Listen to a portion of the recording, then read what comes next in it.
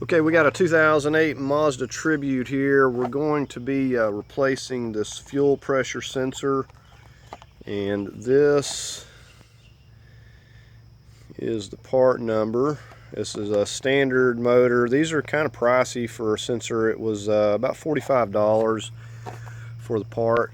I'm going to go ahead and show you the code here, and then we'll get started. Okay, so we come in to look at the code. It's only got one code for the PO193, and it's been confirmed.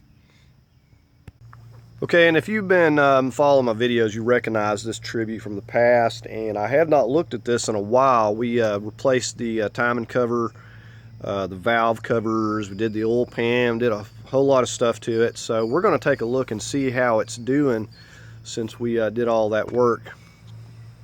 Okay, before we can get started, we need to get the pressure off the fuel system. We're going to remove the fuse and the relay. Okay, and you can look on your lid here, but this 20 amp right here, number 4, these are kind of tricky to get out. You got to just get them out with your fingernails or get something and pop it up out of there, but you got to be careful. These little tops will pop off. Now, the relay is right here, 31B, and we're going to take that out, said for good measure, and then we're going to start it and get the pressure off. Okay, I had to resort to needle nose pliers to get it out. It was just not wanting to budge. So we'll go ahead and crank it over now. Okay, so we'll just crank it up and let it run the fuel out.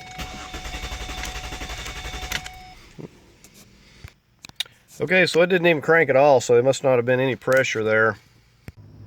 Okay, so first things, we're going to come over here and get on this sensor now. It's always a good idea to remove the negative cable when you're removing wires and stuff. But here you can see the sensor. It's easy to get to over here on this passenger side, right where the motor mount is there.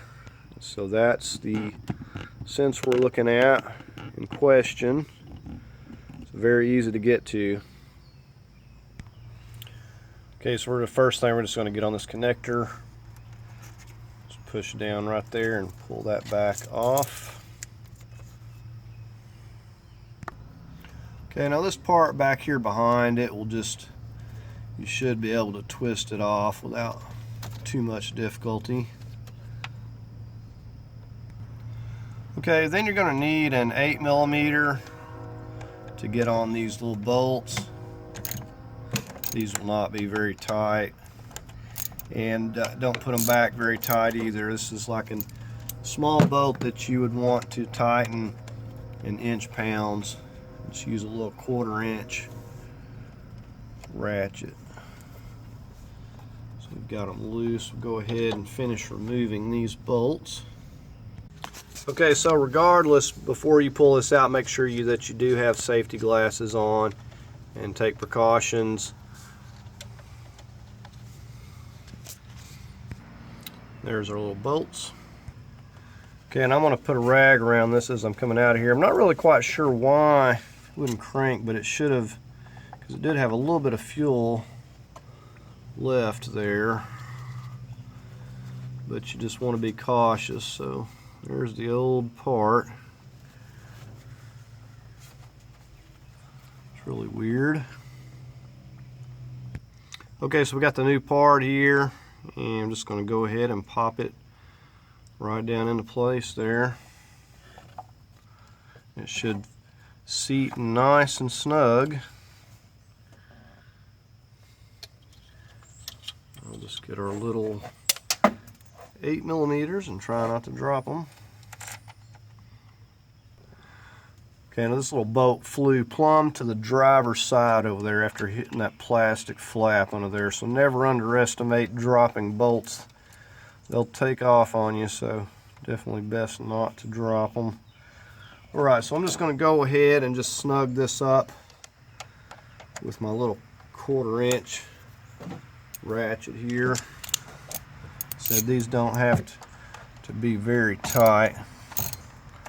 I just, with my hand snug it up a little It's just a plastic sensor and little bitty bolts. Okay, so we're going to go ahead. At this point, we'll slip this here back on. And then we're going to go ahead and go in and clear that code out when we get our fuses back in. Okay, we're going to go ahead and get the relay and fuse back in place.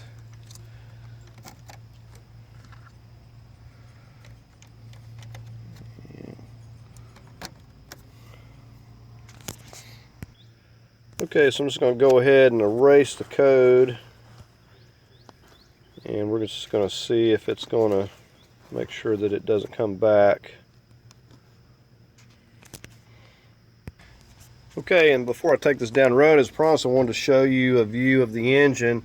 So this had just terrible leaks on it before, and as you can see, the front cover is all still clean.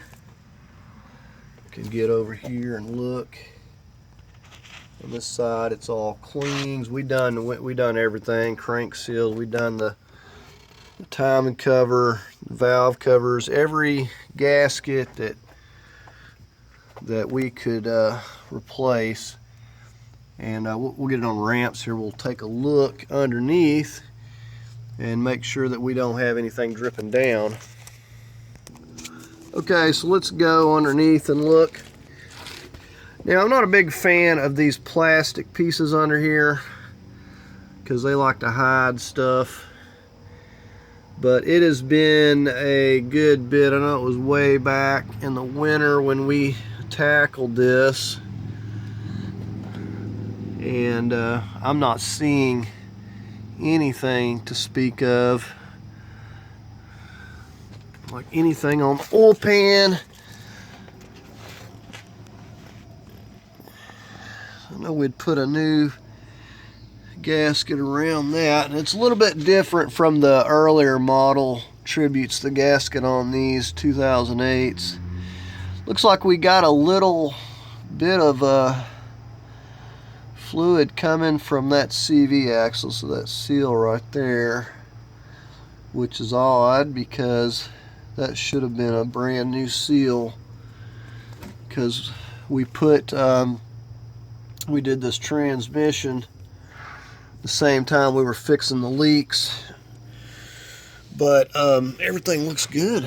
Other than that, I don't see anything anywhere else, any drips, leaks. And this was leaking bad. And if you have one of these and you smell all this smoke and stuff burning, it's because it's dripping down here onto this exhaust right here. This is where it was the worst.